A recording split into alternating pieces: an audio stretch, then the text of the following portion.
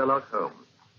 We present the sixth and last play in our series, based on the short stories of Sir Arthur Conan Doyle, dramatized by Michael Hardwick, with Carlton Hobbs as Sherlock Holmes and Norman Shelley as Dr. Watson.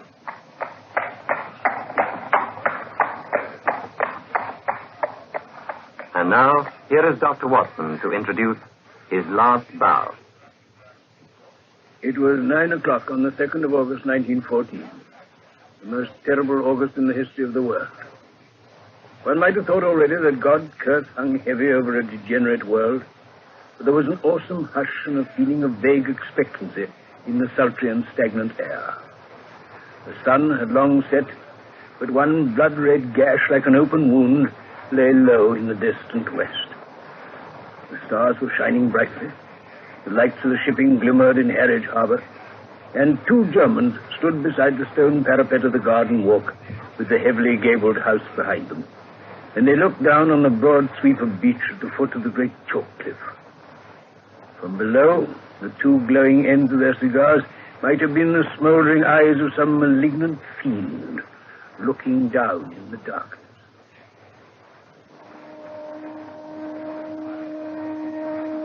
Well, Van Rock, so far as I can judge the trend of events, you will be back in Berlin within a week. After 4 years in England. It will be almost strange. You will be no stranger to our people, I can tell you. As Chief Secretary of our embassy in London, I happen to know what is thought at the highest quarters of the work that you have done. My dear von Herding, you flatter me. If you believe that, I think you will be surprised at the welcome you will receive. For so little? These people have not been hard to deceive, you know. A more docile, simple folk than the English could not be imagined. I don't know about that. One's first impression is they are entirely soft. Then one suddenly comes upon something very hard, and you know you've reached the limit, and not adapt yourself to the fact. True. Have another cigar, von Herding. Thank you. I shall miss this view, you know. Those are the lights of Harwich over there. Really? But as I was saying... Oh, I'm so sorry, my dear chap. Not at all. I was referring to British prejudice in all its strange manifestations. For example, one of my own worst blunders. Blunder? You, one of the Kaiser's most devoted agents? Oh, I can afford to talk of my blunders because I'm well enough aware of my successes. However, this happened soon after my arrival in London. I was invited to a weekend gathering at the country house of a certain cabinet minister. I know him. I've been there. Yes, the conversation was amazingly indiscreet. As always. Exactly. Well, I naturally sent Berlin a resume of what I heard. Unfortunately, our good Chancellor is a little heavy-handed in these matters.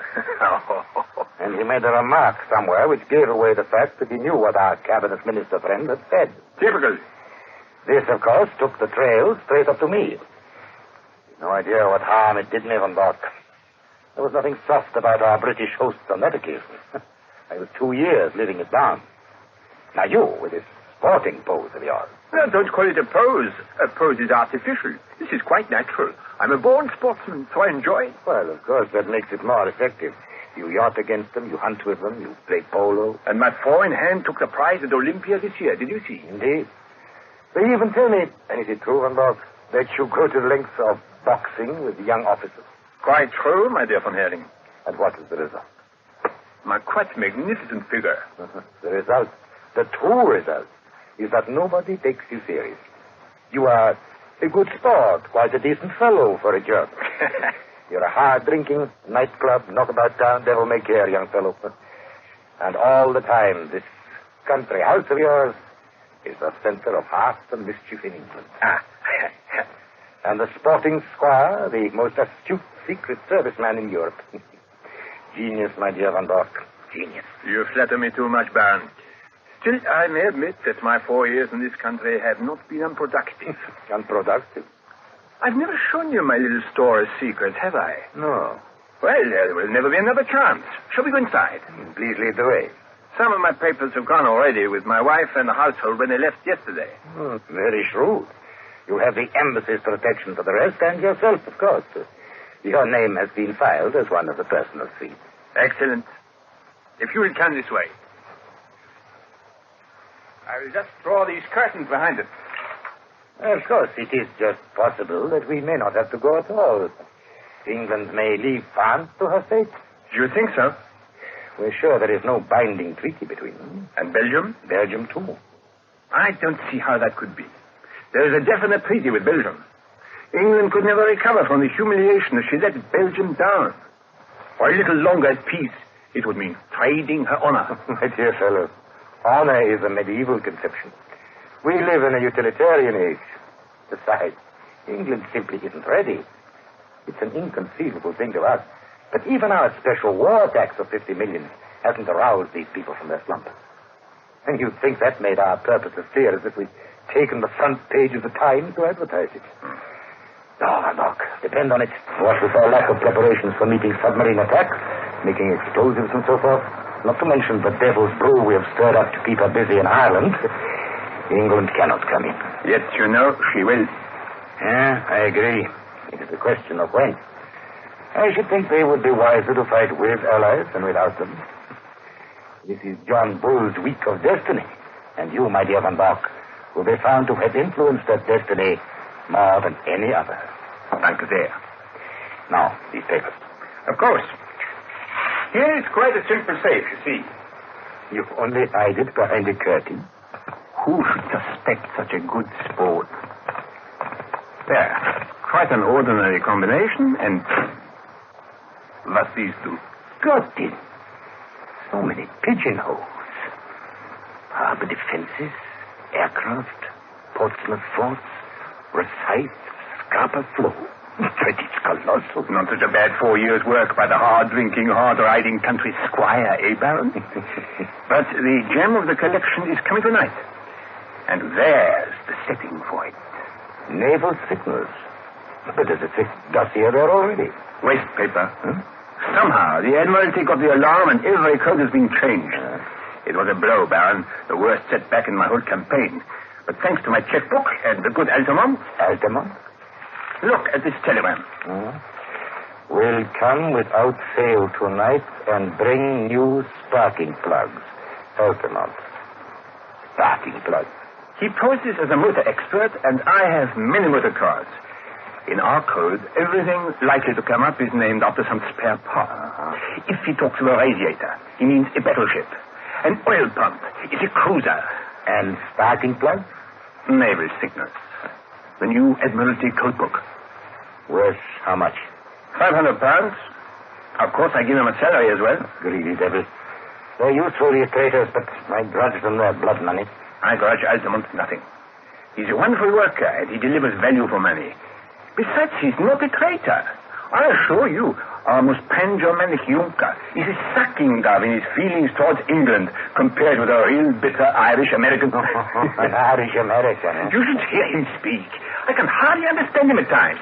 He seems to have declared war on the King's English as well as on the English King. Very good, Van Borg, very good. Well, I must be going. Must you? As you can imagine how things are moving just now at Carlton House Terrace. I must be back to my post. We shall expect you there tomorrow morning, then. Think of it, Van Bach. When you bring that code book through the little door on the Duke of York steps, you can write finish to your record in England. So, now you've seen my treasures. A bottle of Baconian. May I offer you a glass before you drive? No, thanks. Well, all the more for Altamont. He has a nice taste in wines, and he took a fancy to my Tokai. A cheeky fellow. He's a touchy chap. He needs humoring in small things. So, let us go into the garden again. We can get to your car that way. Well then, Baron. Still and peaceful it all seems. But it may be less tranquil this time next week if all the good Zeppelin promises us comes through. No. The lights just come on in that room. That will be Martha. Martha? My only remaining servant. I always tell her to retire early when Altamont's coming. She'd hardly approve of his type. Well, a pleasant drive, my dear von Hering. Auf Wiedersehen, Van Borg. Auf Wiederschauen. Until tomorrow.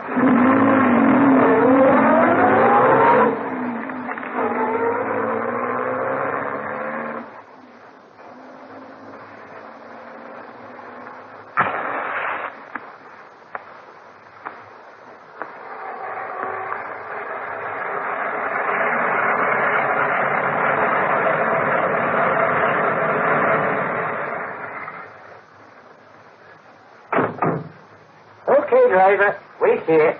What you are, sir? Good evening, Altamont. Well? You can give me the glad hand tonight, mister. I'm bringing home the bacon at last. You've got the codes? All of them? Every last one. Semaphore, lamp, Marconi. How about that, huh? Come in. Sure. Hey, you making ready to move or something? No. I'm just rearranging the furniture a little. Uh-huh. Gee whiz. What now? That's safe. Now, you don't tell me you keep your papers in that. Why not? In a wide-open contraption like that? It's usually concealed behind a little curtain. No one would think to look. And if they did, what would they find? What? Just a tin box that any Yankee crook would be into with a can opener.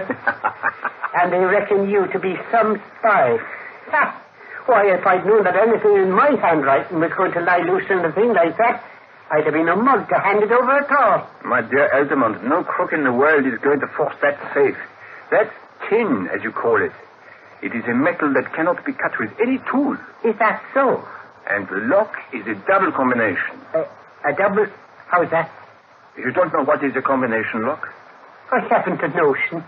And I thought you were some spy. Come, I'll show you. And you can see me put away the sparkling plugs, huh? There are two dials, you see? Uh-huh. One has letters, the other has numbers.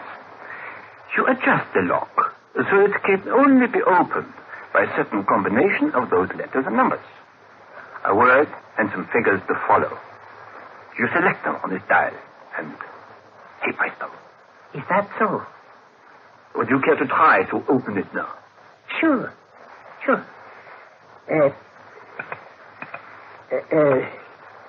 Now, wait a minute. I don't know the goddamn code. Exactly. So now do you think any Yankee crook could find his way to our secret, Altamont? I guess I give you best, Mr. Von Bork. But you will have to give me better still in a moment, my dear fellow. How's that? I had this safe installed 4 years ago, and I arrived here. What do you think was the combination I chose for its lock? Gee, I don't know. Well, as we've worked so closely together, Altamont, I will admit that you are right. I am preparing to leave. Tomorrow, in fact. Tomorrow? Then I guess I know what that means. Exactly. Therefore, I see no harm in telling you the combination of words and figures that alone will open this safe. It is August 1914. My, but that was smart. 4 years ago you knew that. Yes, even then there were a few of us who could prophesy the date. And here we are, August 1914, and I am shutting down tomorrow morning. Within 48 hours I shall be in Berlin. You will, huh? And how about me? You? Sure. I guess you'll have to fix me up, too. I'm not staying in this goddamn country all on me lonesome. From what I see, in a week or less, old John Bull will be up on his hind legs and fair ramping. And believe me, I'd sooner watch him from over the water. But you are an American citizen, Altamont. So what? So Jack James was an American citizen, but he's doing time in Portland now. It cuts no ice for the British cop to tell him you're an American citizen. It was James's own fault. He almost asked them to catch him. Oh, James was a bonehead, I give you that. But what about Hollis? The man was mad. Sure, a guy can go that way when he has to act apart from morning to night. But now there's Steiner. Steiner? What about him? You didn't know? They got him, that's all. They raided his store last night. He's in Portsmouth jail. Hey, it seems to me you don't do much to cover your men, Von Bork. What do you mean by that? You'll go off tomorrow, and Steiner's left to stand arrested. He'll be lucky if he gets off with his life, and you know it. But I don't understand how they could have got onto him. It's the worst blow yet. Sure, but you nearly had a worse one. What was that? I believe they're not far off me. What? They were making some inquiries of me landlady. Soon as I heard of it, I guessed it was time to hustle. What I don't understand, Von Bork, is how the cops get to know these things. Steiner's the 5th man you've lost since I signed on with you. And I know the name of number 6 if I don't get a move on. Now, just how would you explain that? How dare you speak to me in such a way? If I didn't dare things, mister, I wouldn't be in your service. I've heard some things about the way you Germans treat an agent when he's finished his work. Do you dare to suggest that I have done such things? All I say is, I'm taking no more chances. No, sir. It's me for Little Holland, and the sooner the better. Look here, my dear Altamont. We have been allies too long to quarrel now. At the very hour of victory. You have done splendid work and taken risks I cannot forget. By all means, go to Holland. You can get a boat from Rotterdam to New York. I promise you, no other shipping line will be safe a week from now. Well, okay. Good. Now, give me the code book, and I will put it where it will be safe. Altamont? What about the dough? The what? The boots. The reward.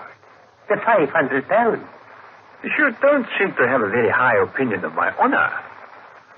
Haven't I always paid? Sure. But yet this time you want the money before you give up the book? It's a business transaction, David. All right, that's your way. My check is here, already made out.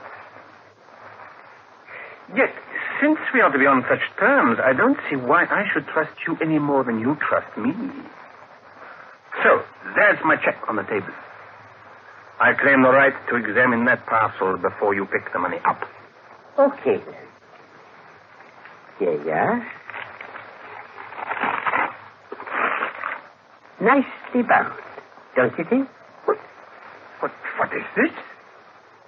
A practical handbook of bee culture with some I can't! What are you doing? What is the meaning of this? And you too, my dear Von Bork, will be nicely bound. Another glass, Watson? Certainly. I say, this is a good wine, Holmes. A remarkable wine, Watson. An Imperial Tokai, which our friend upon the sofa has assured me often enough comes from the Emperor Franz Joseph's special cellar at the Schönbrunn Palace. Mm-hmm. Oh, might I trouble you to open the window, my dear fellow? Chloroform vapor doesn't help the palate. You haven't changed, Holmes. I say, you really put him under. All the same, I'm relieved to see him securely bound. He's a resourceful fellow. You think any of his cronies may turn up, Holmes? I fancy not. He allows very few of them to visit him here, in case they're followed and lead the authorities to him. No, there's only one person likely to interrupt us now, and that... Excuse me, Mr. Holmes. I wondered... Ah, Martha. Come in and greet an old friend. Why, it's... Mrs. Hudson! Oh, Oh, how are you, Mrs. Hudson? Well, bless my soul, you don't look a minute older. Oh, go on with you, sir. My, but you're looking well yourself, sir. Well, I can't grumble, you know. Retirement can do a man a world of good, if he's got his interests. That's what Mr. Holmes is always saying, isn't it, sir? Quite so. Oh, dear me. Oh, I hope you didn't have to hurt him, Mr. Holmes. Not at all. Well, I'm glad. He's been a good master, according to his lights. He wanted me to go off with his wife to Germany yesterday, where he said I would be safer. But that would hardly have suited your plans, would it, sir? No, indeed. So long as you were here, I was easy in my mind. When your lamp came on as you saw his visitor leaving, I knew that all would be well. It was the Secretary of the Embassy, sir, Baron von Hurling. I know. His car passed us. I thought he would never go. I knew you wouldn't want to find him here. No, indeed. Well, I suppose you have everything ready to leave? All packed, sir. Capital. You can report to me in London tomorrow, then, at Claridge's Hotel. Very good, sir. Well, I won't interrupt you any longer. Good night, Dr. Watson, sir. I hope we shall meet again. Oh, Mrs. Hudson, my dear, something assures me that we have many, many more meetings to come. I'm sure, sir. Well, good night, gentlemen. Good night, Martha. Good night, Mrs. Hudson. Another glass, my dear Watson. Thank you, Holmes. Now, as to the papers in this safe, which our friend so kindly instructed me how to open, they will at least show our people what is known to the Germans and what is not. I may say that a good many of these papers have come through me, and I need not add are thoroughly untrustworthy. I never pictured you in the espionage business, Holmes. It would brighten my declining years to see a German cruiser navigating the Solent according to the minefield plans I have furnished. But now, my dear Watson, how about you? Why, I've hardly seen you in the light yet. How have the years used you? You look the same blithe boy as ever. Hardly a boy, Holmes. But I feel 20 years younger tonight. I've seldom felt so happy as when I got your wire asking me to meet you at Harwich with the car. Thank you, Watson. But, you know, you, Holmes, you've changed very little, too. Same with that horrible little beard. This is one of the sacrifices one makes for one's country. Tomorrow, the beard will be but a dreadful memory.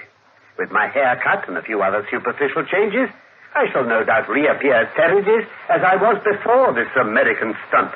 I beg your pardon, Watson. My well of English seems to be permanently defiled. I meant as I was before this Hibernian American job came my way.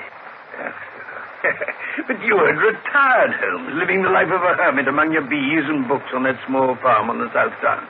Exactly, Watson. Here is the fruit of my leisure days. What's this? The magnum opus of my latter years.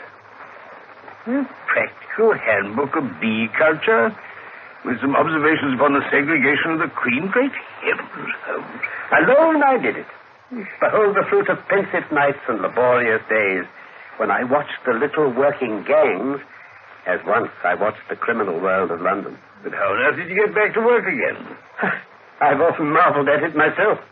The foreign minister alone I could have withstood, but when the Premier also deigned to visit my humble roof... The Premier, eh? The fact is, Watson, that this gentleman on the sofa was a bit too good for our people. He was in a class by himself. Coming to, Holmes. Good. You see, Watson, things were going wrong.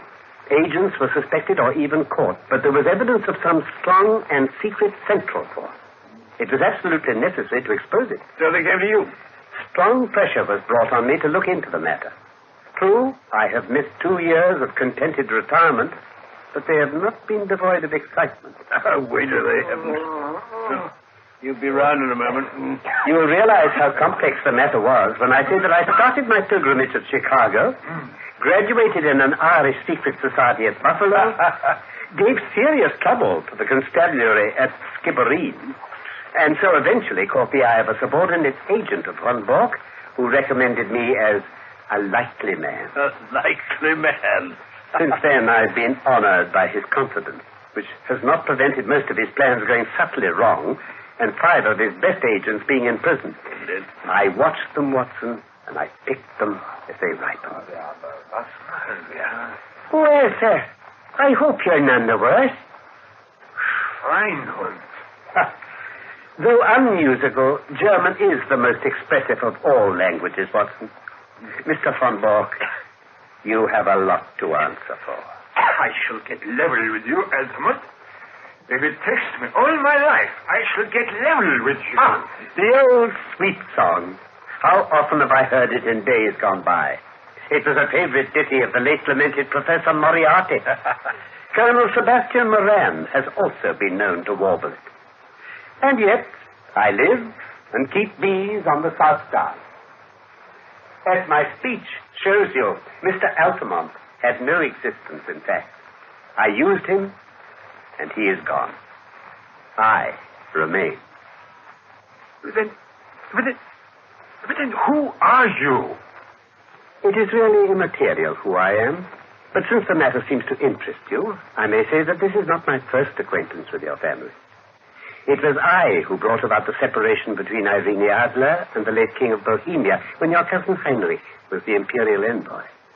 Himmel! It was I also who saved from murder Count von Unzug Grafenstein, who was your mother's elder brother. It was I... But did you... There is only one man who could... Exactly.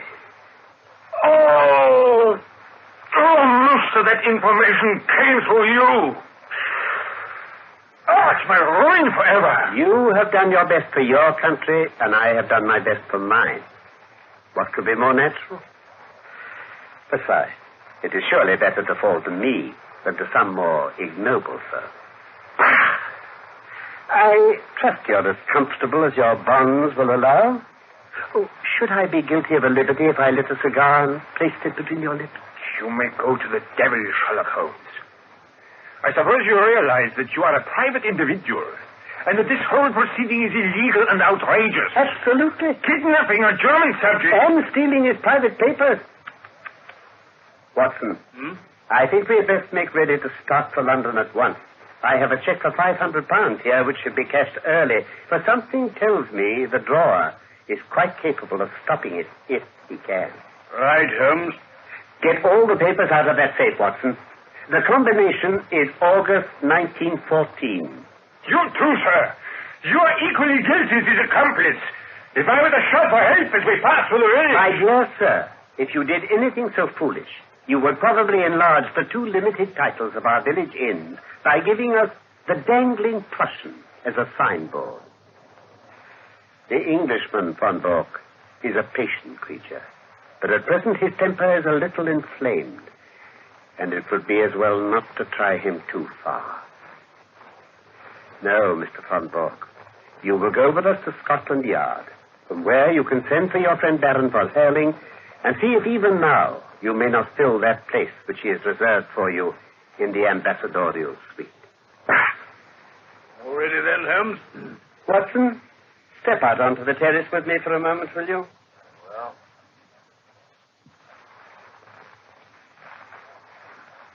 Who knows?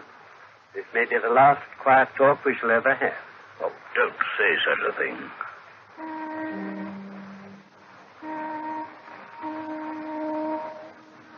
There's an east wind coming, Watson.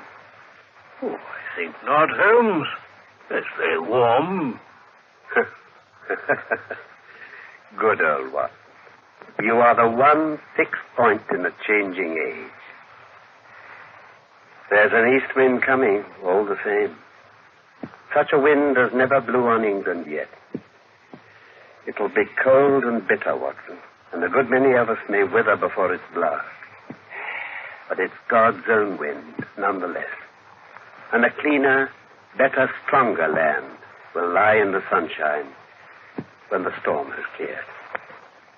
Well, let's pray it will, Holmes.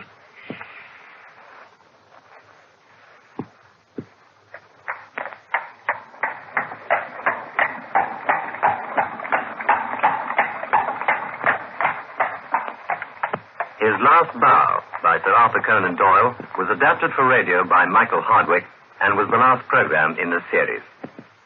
The part of Sherlock Holmes was played by Carlton Hobbs and Dr. Watson by Norman Shelley.